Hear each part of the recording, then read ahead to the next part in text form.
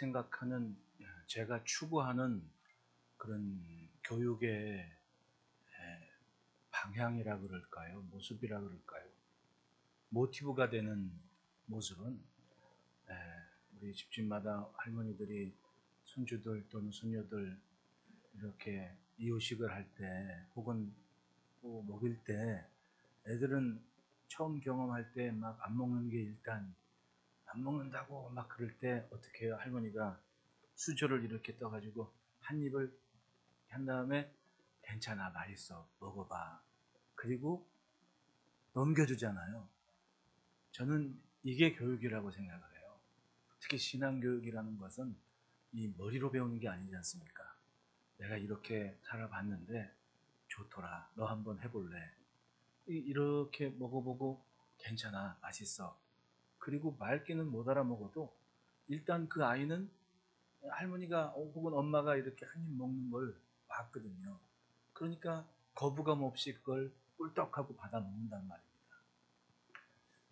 우리가 예수를 믿고 사는 모습이 뭐 학원 가서 선생님한테 배워서 뭘 이루는 게 아니지 않습니까? 저는 우리 선생님들한테도 그런 얘기합니다. 내가 읽고 내가 묵상해서 믿게 된 그것을 짧게라도 대화해서 남겨줄 수만 있다면 그건 그 아이에게는 평생 잊지 않는 하나님의 말씀이 될 거다. 뭐 우리 말씀 암기하는 거 많이 해요. 근데 솔직히 사람의 암기력이라는 게 그렇게 탁월하지 않습니다. 잊으면 잊고 잊히면 잊히는 거죠. 그런데 그렇게 삶을 통해 배우는 것은 내 본성이 돼버리고 본성의 변화가 있는 거거든요. 저는 솔직히 말씀 나눔할 때 제가 아이들 가르치면서 이렇게 묵상을 권유하고 나눌 때 진짜 잊혀지지 않는 기가 막힌 묵상이 오늘 우리 들은 찬양에 있는 그거예요. 내가 산을 향하여 눈을 들리니 나의 도움이 어디서 올까? 그 묵상을 이렇게 나누는데 어떤 한 학생이 그렇게 얘기를 해요. 이제 하나님에 대해서 좀 가깝게 생각을 했다. 이게 뭐냐 그랬더니 산은 항상 그 자리에 있는데 쳐다보지 않은 건 내가 쳐다보지 않았다는 얘기를 해요. 그러면 이 아이는 뭐 매일 할렐루야 그러지 않고 살아도 이 아이의 생각과 본성 안의 한 자리에는 하나님이 어떤 분이신지는 확실하게 자리매김했다고 저는 그렇게 생각을 하거든요. 우리 교회 성도분들의 특징이 요란하게 믿는 분들이 없습니다. 자분자분 얌전히 있는 듯 없는 듯 그런 분이 대부분들이거든요. 주여 찾지 않는다 한들 신앙이 어디 갑니까? 결국은 그 본성에 자리 잡은 하나님께 대한 신앙이 뿌리 깊은 신앙이 된다고 저는 그렇게 믿습니다. 여러분, 특별히 자녀들을 향해서 교회 안에 함께 자라는 아이들이 있지만은 그 아이에 대해서 믿음으로 지원하고 감사하고 그렇게 후원하는 것들이 저는 결국은 이 하늘 공동체, 천국 가족의 은혜로운 모습이라고 그렇게 믿습니다. 그러니 아무리 나이가 있고 세월이 지났다 하더라도 그 어린 아이들, 자라는 아이들 많지 않습니다. 그러면 내가 이 아이가 성장할 때까지 이만큼은 기도하고 관심을 갖고 지원해야겠다라는 마음 가지면 결국은 교회 안에서 끈끈한 한 가족 공동체의 모습이 자리 잡는 거 아니겠습니까? 관심을 가지면 뭔가 하게 돼 있거든요. 학생들도 청소년들도 이런 학생들이 있구나. 그러면 주일날 만날 때 한 번이라도 덕담 한번 해주고 인사하고 해주면 저는 특별히 잘할 때 이제 어머님이 신앙생활을 안 해가지고 혼자 교회를 다녔는데 교회 어른들이 그렇게 관심을 갖고 이 얘기를 해주면 그게 큰 격려가 되고 힘이 됐던 경험이 있거든요. 마찬가지라고 생각합니다. 엄마 아빠가 교회 신앙생활 같이 하더라도 교회 어른 누군가 하나가 따뜻한 관심을 갖고 기도하고 있다는 걸 알면 얼마나 의지가 되고 힘이 되겠습니까? 청년도 마찬가지고 나는 많지 않으니까 아무리 내 자녀가 있다 하더라도 한 사람씩 작정해서 기도하는 게 필요하다고 생각을 해요. 식사할 때 좀 애들 좀 같이 불러서 그렇게 해주고 그럼 얼마나 큰 위로하십니까? 요즘은요 내가 바쁜 게 아니라 애들이 바쁘거든요. 이 바쁘신 분들을 좀 관심 있게 기도하고 같이 밥 한 끼 먹으면 얼마나 또 생각이 당장은 몰라도 세월이 지나면 은혜는 남게 돼 있는 겁니다. 우리 이렇게 함께 천국 가는 길에 함께 가는 만큼 은혜와 깊이 있는 나눔이 있는 그런 교회를 이루면 좋겠습니다. 사도 바울께서 에베소 교회에 편지할 때 이 모습을 보십시오. 저는 참 이 편지를 읽으면 참 대단한 것 같아요. 이 편지의 힘이.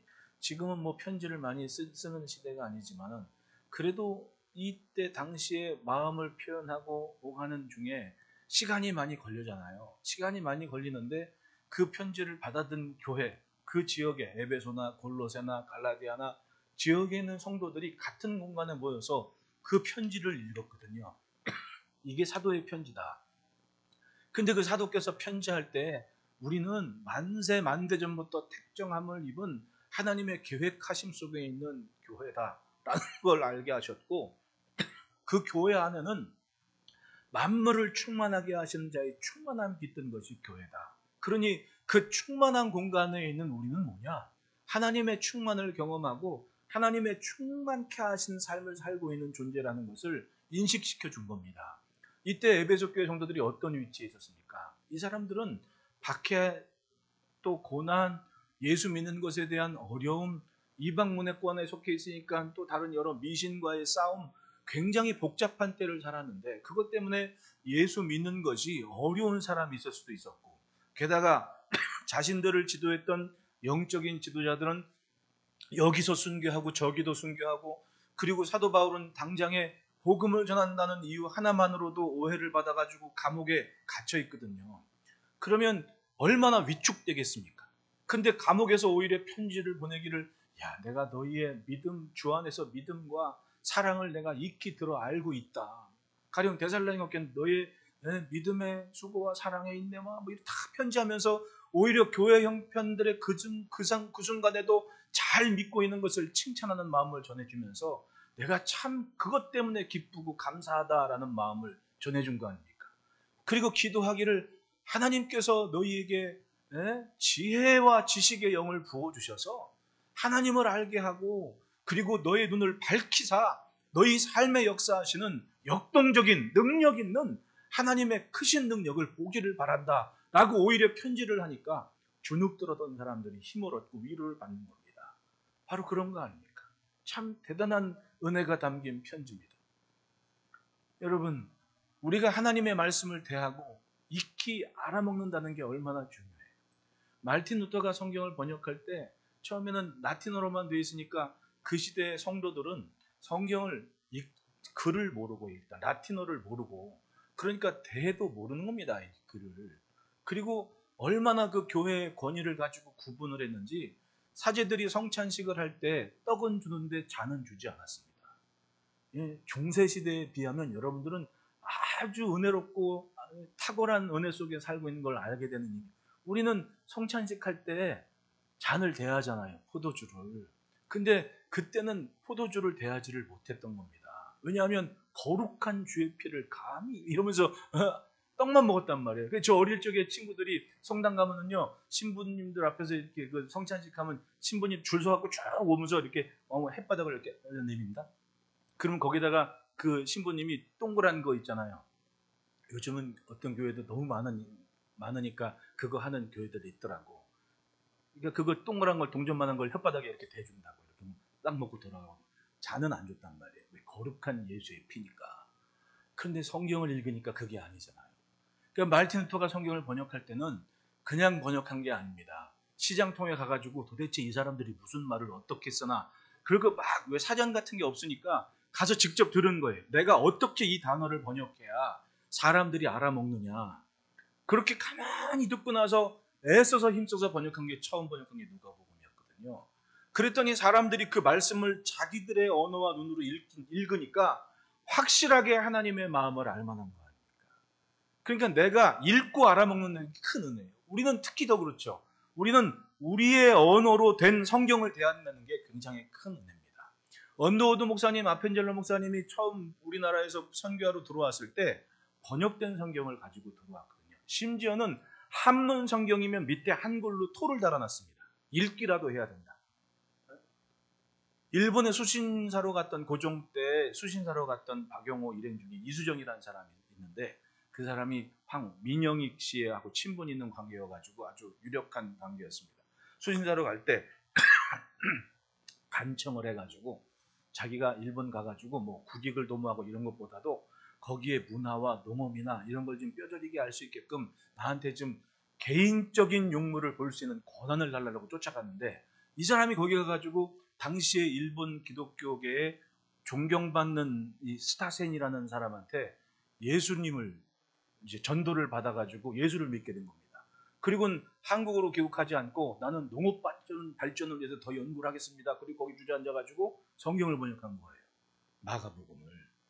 그러니까 이 사람은 처음 그 일본에서 스타센이라는 일본인한테 전도를 받고 거기서 1년 동안 생활하면서 전도를 받고 세례를 받은 겁니다.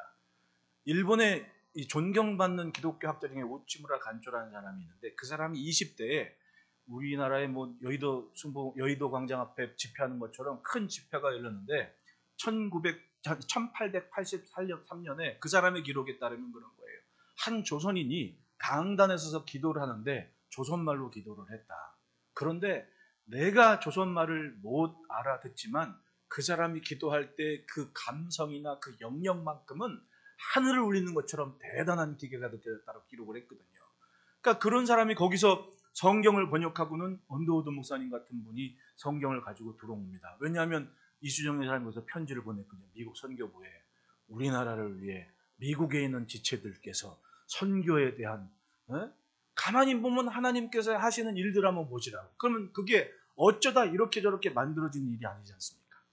하나님의 뜻을 알아먹게끔 하시는 과정이 있었고 그 알아먹은 사람들이 깨달음 이후에 그 하나님께서 강력하게 역사하시는 도구들로 쓰임 받았을 때 시대가 변하고 인생이 변하고 그리고 생명력 있는 은혜가 펼쳐지게 됐던 겁니다. 어느 날 갑자기 어떻게 된 것이 아니었어요. 하나님을 잠잠히 참고 기다리는 것. 맞습니다. 하나님은 항상 그 자리에 계셨던 거예요. 인생이 하나님을 찾기까지.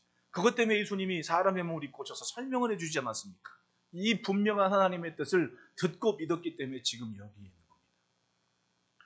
여러분, 오늘 내가 살고 있는 이 시대와 이 시간 따지고 보면 솔직히 우리가 아는 것만 갖고 사는 거 아닙니까?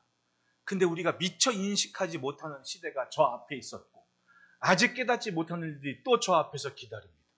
그 사이에 지금 우리가 있는 거예요. 어쩌면 오늘이라는 시간이 하잘것없습니다. 왜냐하면 이렇게 말하는 순간조차도 이미 과거가 돼버리고 오는 시간만 계속 맞이하고 있는 게 나 아닙니까? 그러면 지금 나는 뭐냐는 거예요.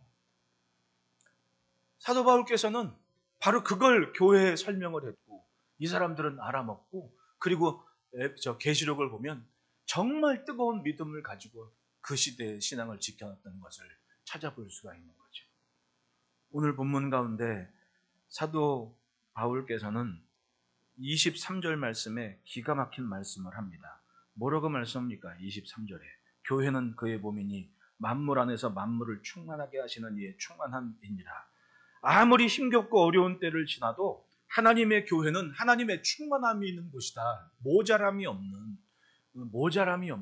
여러분 그 충만함이라는 게 뭡니까? 내가 가지고 있다는 것 자체만이 아닙니다. 그게 넘쳐 흐르고 있다는 거예요. 예, 여기 지금 컵에 물이 있습니다. 이게 충만합니까? 안 충만합니까? 그냥 물 한 컵인 거예요. 근데 충만한 컵은요, 여기서 물이 자꾸 솟구쳐 올라오고 넘쳐 흘러납니다. 그걸 충만함이라고 얘기하는 거죠. 믿음도 있고 사랑도 있고 다 있어요. 근데 충만함에 이르지는 못하는 게 솔직한 우리의 삶이 아닙니까?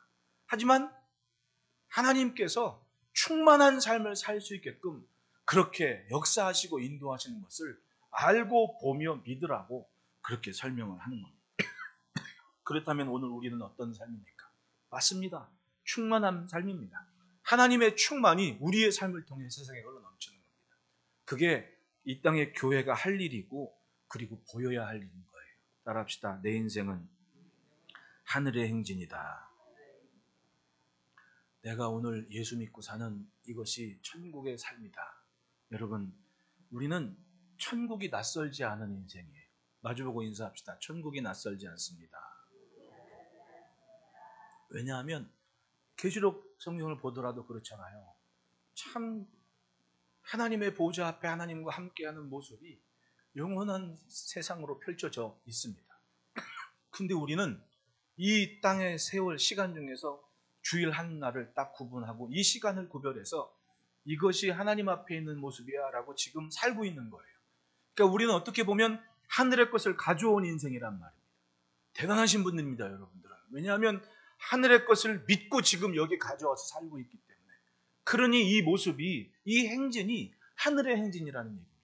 누군가에게는 그것을 보여주고 나타낼 책임이 우리에게는 있는 겁니다. 왜냐하면 세상은 아직 하늘을 모르기 때문에 그런 거예요. 당시에 에베소 교회 성도들 마찬가지 아니었습니까? 주눅들고 힘겹지만은 사도 바울께서는 말씀해요. 하나님은 만물을 충만케 하시는 자의 충만함이다. 주눅들지 말고 너희의 것을 세상에 흘러넘치게 해라 라는 편지를 하고 있거든요. 무엇 때문에? 박해와 고난이 있고 나도 감옥에 있다고 주눅들지 말라는 얘기입니다. 아무리 사도 요한께서도 말씀하셨듯이 짐승의 순위 666 그러면 사람들은 거기에 꽂혀가지고 666은 뭐다 이거 하고 있는데 그게 아니죠. 그걸 보라는 얘기가 아니었어요. 그러니까 그럼에도 불구하고 아무리 로마의 군사들이건 황제들이건 우리를 억압해도 우리가 봐야 될 것은 하늘의 보좌고 하나님께서 교회를 발등상 삼아 이 땅을 지금도 다스리는 것을 봐야 된다라고 선포했으니까 그 말씀을 믿고 그 시대의 고난과 어려움을 이겨낸 거 아닙니까? 그런데 어떤 사람들은 666이 뭐다 이런 거 설명 안 하라고 자꾸만 엉뚱한 짓 하고 있는데 그게 아니에요. 그걸 보라는 게 아닙니다. 하늘의 보좌를 보고 누가 과연 촛대를 옮기시는 분이신지 그걸 좀 보라고. 그러니까 믿음을 확실하게 다잡고 세상 풍조에 요동하지 말고 이 충만한 하나님의 은혜를 펼쳐가는 삶을 지키자는 의도로 사도들께서는 편지를 보냈던 거거든요. 이 에베소 교회에 보낸 편지도 마찬가지입니다. 로마가 아무리 박해를 하고 그런다 한들 또 내가 지금 감옥에 있던 한들 나는 너희 믿음과 사랑을 이미 알고 너희를 위해 지금 기도한다. 하나님을 알기 원하고 그리고 너희 눈을 밝혀주시기를 원하며 능력의 크심이 어떠한지 알게 해서 하나님의 충만함을 너희가 전하기를 바란다. 얼마나 대단한 편지입니까? 여러분, 충만한 은총 가운데 우리는 오늘을 살고 있음을 믿어야 됩니다. 내가 성전에 오르는 순간 이 땅의 충만함이 뭐예요? 그 흘러넘치는 것이 모든 걸 덮는다는 겁니다. 모든 걸. 은혜가 충만하면 은혜가 모든 걸 덮습니다. 믿음이 충만하면 믿음이 모든 불신과 의심을 걷어갑니다. 사랑이 충만하면 사랑이 모든 미움과 증오와 저주를 덮어버립니다. 그 충만한 삶을 살아내자는 얘기입니다. 흘릴 걸 흘려야 되고 넘쳐나게 할 걸 넘쳐나게 해야 돼요. 그 끈을 놓치지 말아야 됩니다. 마귀가 흔드는 것은 바로 그거예요. 그걸 흔들리면 쩍쩍 마른 논바닥처럼 갈라지는 겁니다. 거기에 묻은 은혜가 있겠네요. 이미 시작된 충만한 삶입니다. 그 충만한 모습이 교회 안에 있었습니다. 그게 뭡니까? 첫째는 따라합시다. 믿음에 의한 사랑이 담겼다. 15절에 이로 말미암아 주 예수 안에서 너희 믿음과 모든 성도를 향한 사랑을 나도 듣고 라고 얘기를 해요. 에베소 교회는 사도 바울께서 아는 에베소 교회는 믿음과 사랑이 충만했습니다. 주 예수 안에서 너희의 믿음, 주님을 믿는 믿음과 그 믿음으로 인한 모든 성도를 향한 사랑이 있었던 교회였습니다. 쉽게 말해 예수를 잘 믿으니까 사랑으로 사랑하게 됐습니다. 교회가 그것을 보여줬습니다. 여러분, 우리가 사는 지금의 세상을 보십시오. 교회가 없어서 예수를 못 믿는 게 아닙니다. 설교를 못 들어서 구원 못 받는 사람이 없어요. 이제는 그런 시대가 됐습니다. 이제는 정말 나 혼자 있어도 모든 게 가능한 시대가 됐습니다. 멀리 떨어져 있는 세계를 바로 이 안에서 다 핸들링할 수 있는, 관여할 수 있는 접촉의 시대가 됐고 접속의 시대가 됐고 융합의 시대가 됐거든요. 이미. 그러니까 이제는 뭐가 없어서 못한다는 얘기는 못하는 때거든요. 그런데 결국은 과연 무엇을 보여줘야 되고 무엇을 느끼게 해야 되는 책임은 아무리 세상이 그렇다 하더라도 지금 예수 믿는 우리의 책임이라는 겁니다. 우리의 관계성이라는 얘기입니다. 세상을 보면 교회가 없는 게 아니거든요. 근데 교회를 가로막는 사람들이 있습니다. 누굽니까? 교회 안에 있는 사람들이 교회 문을 막아버린다니까요. 그게 문제 아니냐. 한간에 보면은 교회에 대한 그런 이미지가 전혀, 그러니까 어설프게 아는 사람들이 문제인 거예요. 왜냐하면 안티크라이스트가 어떤 사람들입니까? 애당초 예수를 몰랐던 사람들이 아니거든요. 어설프게 왔다가 나간 사람들이 안티크라이스트가 된 겁니다. 왜냐하면 알만한 사람들은 다 알거든요. 그러니까 어설프게 아는 사람들이 결국은 얕은 지식을 가지고 재단하라고 평가를 하는 겁니다. 쉽게 말하면 근 몇 년 동안 매스미디어 뉴스에 나왔던 무슨 어떤 교회니 막 난리 난 것처럼 막 보도가 돼가지고 안 믿는 사람들도 막 야 저랬어 이런 교회들 한번 몇 교회 꼽잖아요. 지금 교회 어떻습니까? 아주 언어롭게 역할을 잘 감당하고 있거든요. 만약에 정말 그랬으면 난리가 나고 쪼개지고 뭔가 있어야 될 거 아니에요. 애들 말로 끄떡마이신이야. 왜 그럴까요? 거기에는 정말 본질적인 문제를 가지고 성도와 교회를 향한 하나님의 마음을 붙잡고 있는 사람들이 더 많았기 때문에 그래요. 충만함의 본질이 있기 때문에 교회는 교회됨을 지킬 수가 있던 거예요. 근데 문제는 어설프게 지나간 사람들이 얼마나 교회 욕을 합니까? 왜? 어설프게 알기 때문에 그런 거예요. 그래서 세상이 시끄러운 겁니다.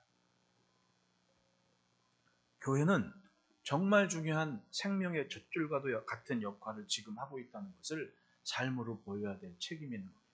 그게 바로 그러니까 진짜 뭐 기도하시는 분도 말씀하셨지만 진짜 신앙의 승리가 뭡니까? 네? 가족이 같이 있거든 자기 가족 얼굴을 한 2초만 쳐다보십시오. 내가 이 얼굴을 보고 내가 예수를 믿어야지 하는 마음 그거 들면 나는 성공한 거예요. 그 사람은 성공한 겁니다. 내가 이 얼굴을 보고 나도 예수 믿어야지 나도 교회 가야지 하는 마음 먹게 살면 그건 성공이라는 얘기입니다. 제가 얘기했죠. 이 안에서 있는 걸 전부라고 생각하죠. 여기는 누가 봐도 천사다. 여기 봐는 교회 안에서는 누가 봐도 천사입니다. 근데 진짜는 가장 많은 시간을 보내는 내 집에서 내 직장에서 내 관계에서 딱 날 보고 야, 저 사람 예수 믿는 거 한 가지가 이렇게 차이가 나는구나 하는 마음 들면 이 사람은 성공한 거 아닙니까? 그것을 위한 기도 제목은 가져야죠. 결국은 그것이 사람들과의 관계성에서 보여주는 주를 향한 마음이고 그게 충만함이라는 얘기입니다. 이미 교회 안은 충만한 하나님의 것이 있습니다. 그걸 가져가는 책임이 우리에게 있다는 얘기입니다. 결국은 내가 예수 믿고 구원받은 순간 나는 사명의 길에 서 있는 겁니다. 어떻게 하든 하나님은 나를 도구 삼아 믿은 누군가를 도구 삼아서 하나님의 일을 펼쳐가는 겁니다. 사도 바울께서 기도를 합니다. 내가 기도할 때 기억하며 너희로 말미암아 감사하기를 그치지 아니하고 감옥에 있지만 에베소 교회에 함께했던 세월들을 기억하고 있다는 얘기입니다. 그들의 모습을 기억하고 기도하면서 감사한다는 얘기입니다.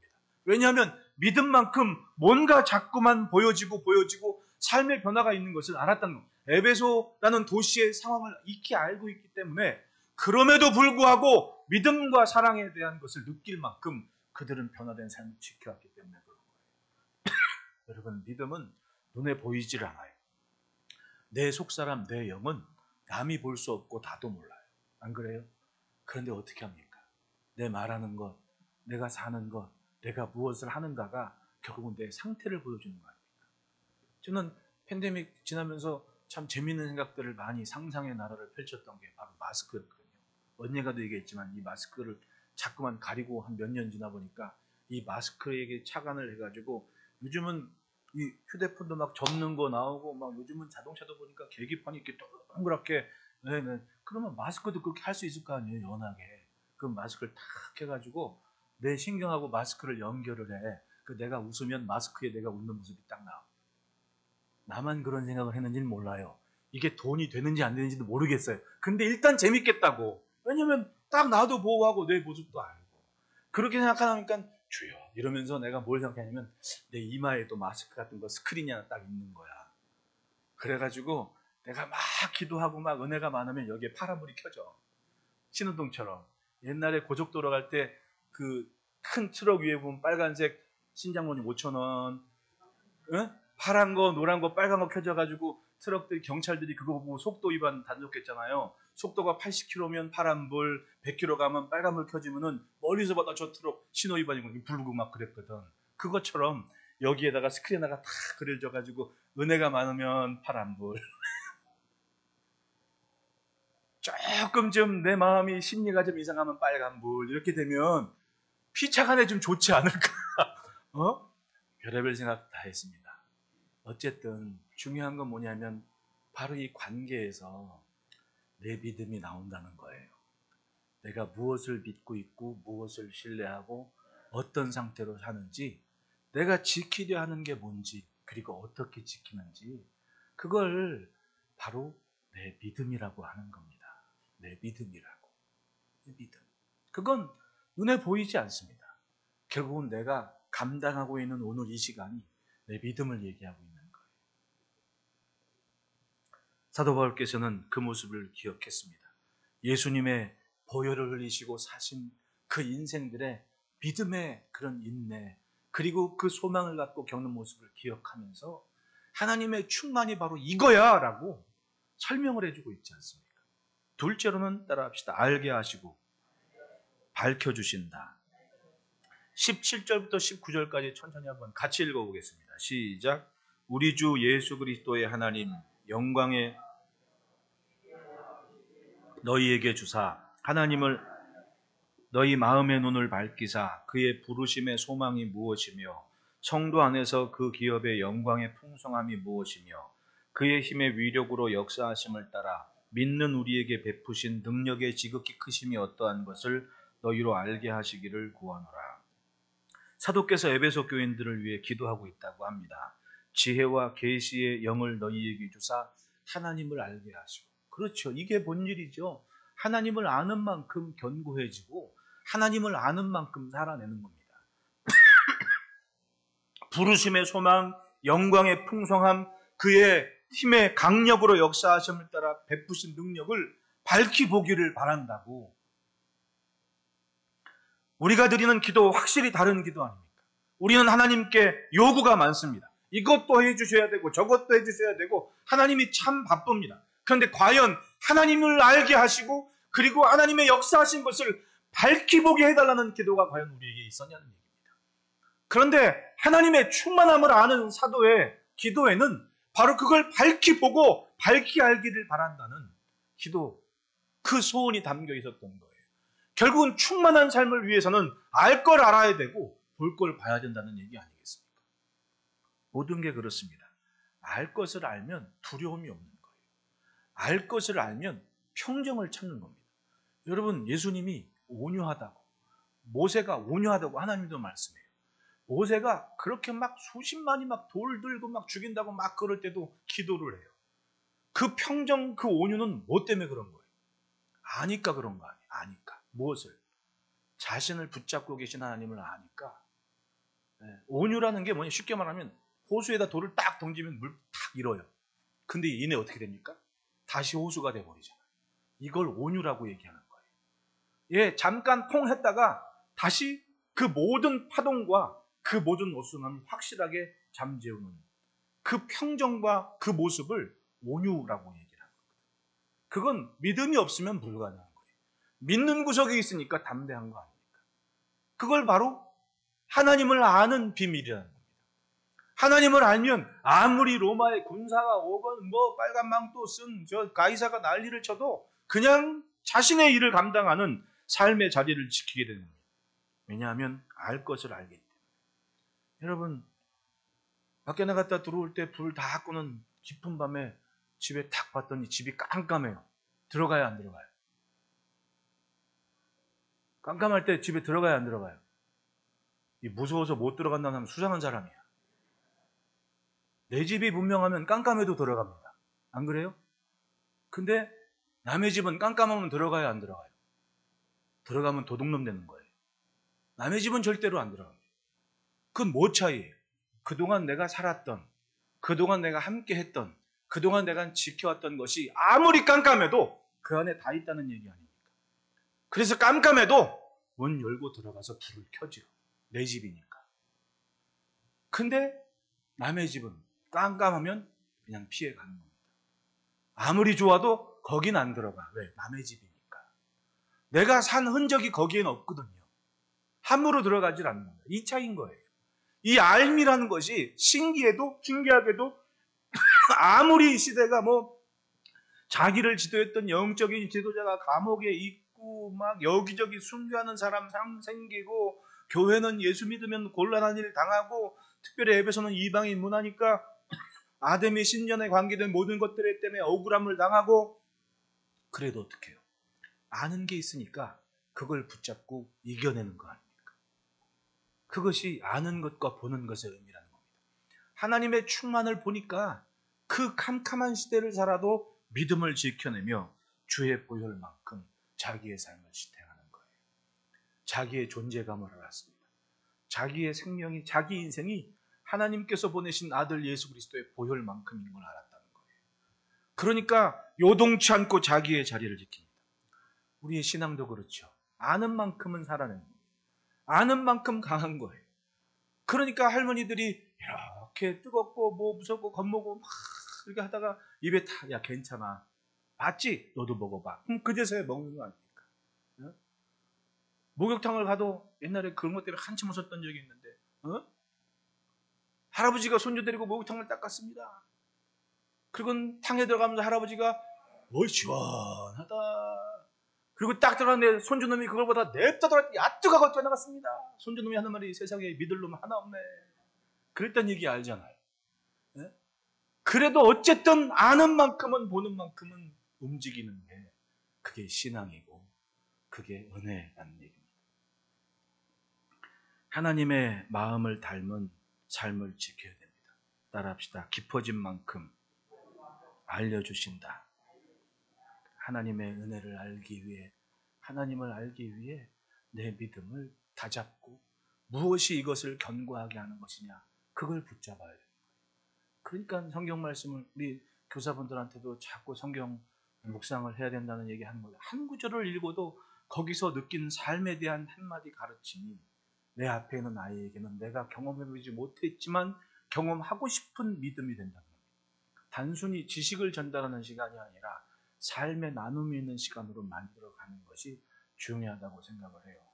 우리 집사님 얘기 들으니까 누구죠? 우리 유도범 집사님이 박수를 받더니 그날 밤부터 가가지고는 마가복음을 읽다 보면 이게 뭔가 싶을 때가 있지만, 이게 또 한번 또 우리 선생님들하고 만나서 얘기하면서 이렇게 다 다독여지고 정리가 되면요, 굉장히 강력한 힘이 되거든요. 그리고 살아가면서 느끼는 나눔이 되는 거예요. 저는 그렇게 믿습니다. 셋째로는 따라합시다. 주님이 머리가 되셨다. 22절 23절 한번 같이 읽어보겠습니다. 시작. 또 만물을 그의 발 아래에 복종하게 하시고 그를 만물 위에 교회의 머리로 삼으셨느니라. 교회는 그의 몸이니 만물 안에서 만물을 충만하게 하시는 이의 충만함이라. 그렇습니다. 몸의 주인은 머리인 것처럼 머리를 보면 모든 게, 사람이 그러잖아요. 제가 늘 얘기하지만 사람이 넘어질 때 보면 넘어질 곳을 보고 있는데, 머리가 넘어지지 않을 곳을 쳐다보는 순간 몸이 자연스럽게 균형을 그리로 잡아갑니다. 아마 오토바이를 항상 잘 타신 우리 신장로님, 나하고 마주는 보지 않았으면 좋겠습니다. 내 반대편에 계셨으면 좋겠어요. 우리 원동 뚝방기를 탁 가고 있는데 저 앞에서 누가 달려와. 버스 옆으로. 신장로님이었어. 어딜 넘어오셨는지 모르겠지만 바쁘셨나 봐. 옛날에. 지금 절대로 지금 그렇다는 거 아니에요, 신집사님. 옛날에. 그 오토바이 탈 때 비결이 그거 아닙니까? 넘어지는 사람은 넘어질 때 보고 있는 거야. 근데 기가 막히게 가는 애들은 내 머리를 미리 조절하면서 내 머리가 균형을 딱 잡아가요. 그러니까 넘어질 것 같은데 딱 간다니까요. 머리가 그래서 중요하다는 거예요. 그런데 보십시오. 머리는 그리스도니. 교회의 머리가 예수님이라는 얘기 아닙니까? 그리고 그 예수님이 교회를 당신의 몸 삼으신 거예요. 따라합시다. 내가 주의 몸이다. 이게 얼마나 대단한 일입니까? 태초에 말씀이신 그분이 오셔서 내 주인 노릇, 내 머리 노릇 해주시는 게 교회니, 만물을 충만케 하시는 자의 충만이 이 성전 안에 가득 찹니다. 그 끝을 보십시오. 모든 이름 위에 뛰어나게 하시고 만물을 그 발 아래 복종하게 하셨다라고 세상을 지도하시고 지배하시는, 이끄시는 분이 하나님이신 것을 확실하게 선언하지 않습니까?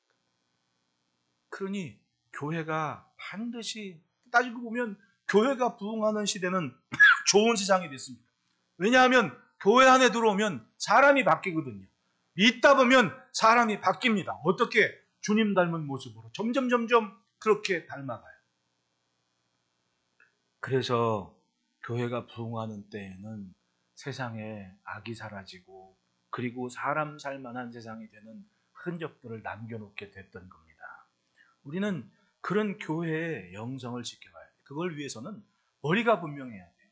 사람이 머리가 아니라는 얘기입니다. 주님이 머리이신 것을 확실하게 지켜가는 지혜와 믿음을 가져야 됩니다. 마주보고 인사합시다. 오직 예수. 교회 오면 사람이 변하는 이유가 점점 사람이 주인이 아니라 주님이 주인이시라는 것을 인식하고 내 머리는 예수님이다 라는 것을 확실하게 살아내기 때문에 그런 거예요. 그래서 충만한 역사는 바로 주인이 분명할 때 이루어지는 역사가 됩니다.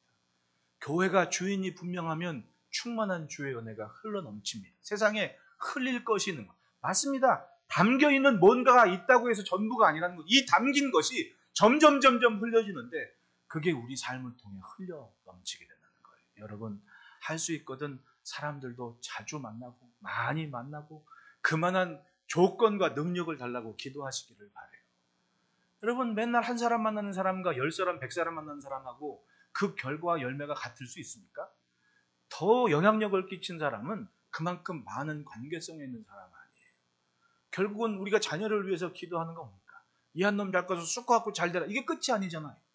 지역이 넓다는 얘기는 그만큼 관계성이 넓어서 우리 자녀들이 커가지고 한마디 할 때 그 많은 사람들이 같이 영향을 주는 모습이면 얼마나 좋겠나. 아침에도 제가 잠깐 이야기하던 분인데 한 10여 년 전에 감사원장이었던 그분이 감사원장 하시는 분들이 예수 믿는 사람들이 종종 나오더라고요. 난 그게 고맙고 감사한 게 참 저분이 신앙을 갖고 저렇게 생활하기 얼마나 어려웠을까라는 생각을 해보니까 참 그게 은혜가 되는 겁니다. 근데 그때 한 10몇 년 전에 하여튼 굉장히 복잡한 일이 있어가지고 중요한 결정을 감사원장이 어떻게 하느냐에 따라 정권의 판도가 달라지는 그 일 앞에 기자들이 이 양반 찾으라고 막 집 앞에가 진치고 난리가 났는데 집에 없었어. 그래서 어떤 기자가 찾아낸 거예요. 그리고 인터뷰를 한다고 딱 나오는데 그 동네 어디에 있는 지하 교회 예배당에서 쑥 올라오는 거예요. 사람이 걸어 나오는데 밑에서 올라오더라고. 이 사람들은 1층에 있었던데 다 카메라 놓고 있는데 9시 뉴스에 쭉 걸어 나오는데 밑에서 근데 간판이 밑에 보이는 교회 이름 전체가 안 나오지. 방송 시민이 뭐니. 그러니까 그 밑에 딱 나오는데 예배당에서 딱 기도하고 내가 그냥 저분은 도대체 어떤 신앙을 가졌길래 이 다급한 시절에 동네 교회 예배당에서 정장을 하고 넥타이를 메고 거기서 그렇게 기도를 하고 사람들이 어디 있나 찾을 때 저 예배당에서 걸어 나왔을까라는 생각을 하니까 은혜가 되는 거예요. 그러면 적어도 그분과 관계된 그분이 살아가는 일상의 이야기는 머리가 주님이신 얘기가 될 거 아닙니까? 근자에 한 10년 전에 어떤 개그우먼이 예수 믿었다는 얘기를 들었는데 요즘 보니까 그 연예계에 그 막강한 영향력을 알만하더라고요. 저 사람이 얼마나 신실하게 예수를 믿었으면 주변의 후배들이 저렇게 건강하게 잘 자랐나라는 싶을 만큼. 그런데 뭐 그런 얘기해보면 저는 뭐 간증 믿고 이런 걸 잘 안 좋아해가지고 있는데 신문 기사를 이렇게 보면 참 잘 믿었던 것 같아요. 왜냐하면 그렇게 뭐 어떤 후배는 남묘호랑개교 거기에 있었던 사람인데 지금 교회 집사님 됐어요. 그러면 이 사람이 얼마나 전도를 잘하고 영향력을 줬으면 그런 사람들이 저렇게 힘겨운 뉴스 사건도 많았지. 근데 그걸 다 이겨내고 찬송하고 막 성지답사하는 프로그램도 짜게끔 그렇게 모습을 보니까 한 사람의 은혜 받고 예수 믿은 결과가 그 충만함이 이렇게 차이가 나는구나 라는 생각을 합니다. 여러분, 이왕에 예수 믿은 거 나 하나 잘 먹고 잘 사는 것 그게 전부가 아닙니다. 그건 세상 사람들도 다 좋아하는 거예요. 기왕이면 내가 존재한 자리에 누군가에게는 나를 보고 예수 믿고 싶어하고 하나님을 알만한 것이 보이는 그 충만한 삶을 지켜갑시다. 왜냐하면 내가 믿는 하나님이 만물을 충만하게 하시는 충만함이시기 때문에 나로 인해 하나님의 것이 흐르는 그런 삶을 지켜갑시다. 기도하겠습니다.